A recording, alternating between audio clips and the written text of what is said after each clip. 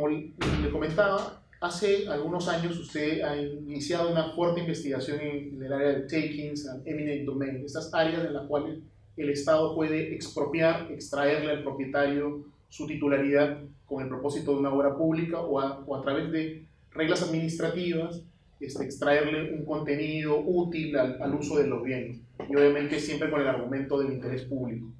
No sé cuánto del resultado de su investigación usted creería que podría sernos útil a nosotros, que también somos un país en vías de desarrollo y por lo tanto tenemos una fuerte brecha en la construcción de obras públicas.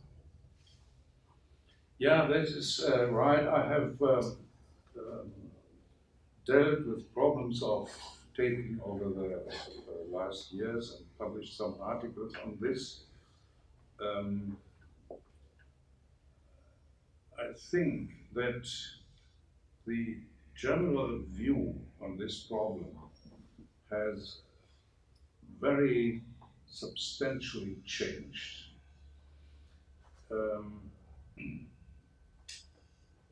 I give you this example from India, which a country which I traveled recently, and when I was there, just the Supreme Court of India uplifted a taking decision of the Indian government, which affected more than 2,000 farmers, and it declared the taking decision as void, unconstitutional, and ordered the government to give back the land within 24 hours. It has never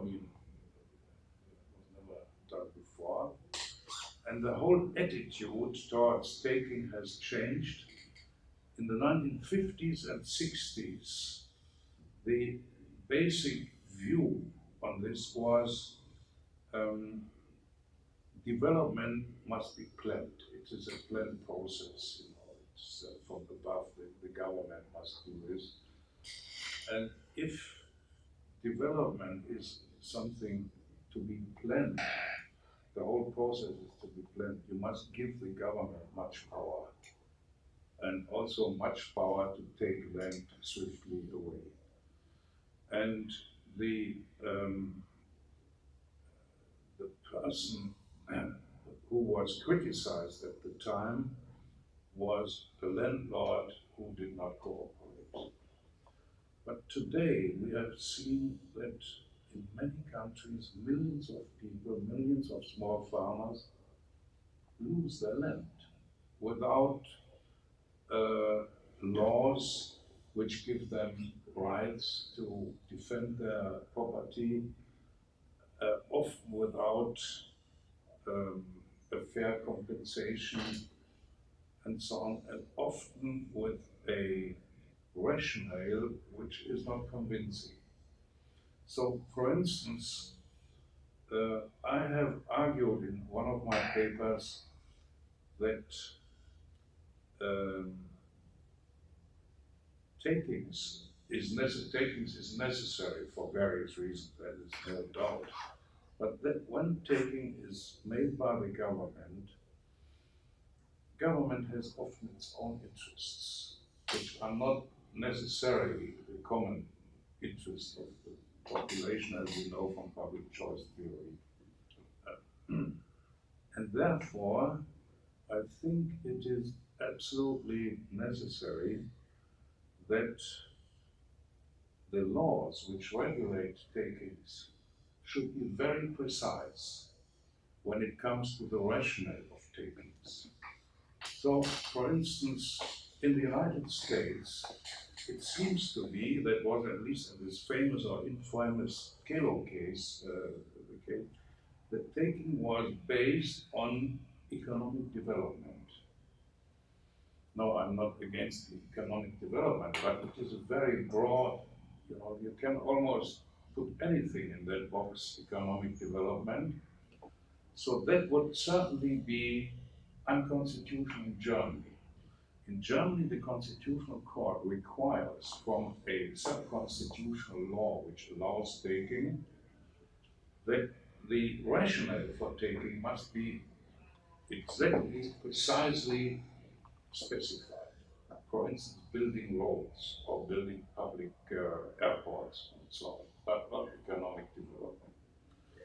You have it sometimes in South Africa, for instance, taking laws allow taking for social purposes, which is equally unclear. So when the state cuts so deeply into a fundamental property right, private property is also a fundamental human right in most countries, then it should one should not bend or not tie the hands of the government, but still force the government to precisely say why it wants the land. So this is one thing. And another thing is also that one should give that the procedure of the taking procedure should be fairer in many countries. Now I heard, for instance, from a colleague in Brazil, told me that it is possible just to take the land without prior negotiations. So taking should be made only after serious efforts to buy the land. Only if these efforts break down, then there should be taking. And also the compensation must be fair, which is not the case.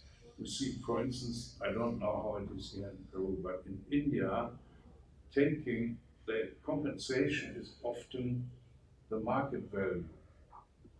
Now, if you look what the market value is, the market value which you find in the books is much lower than the real market value, because much of the money is distributed or is handed over under the counter, because people want to save, when they sell land, they want to save taxes. And then if you take this market value, it is not the real market value. And the Indians have corrected that. They must now pay twice the market value and things like that.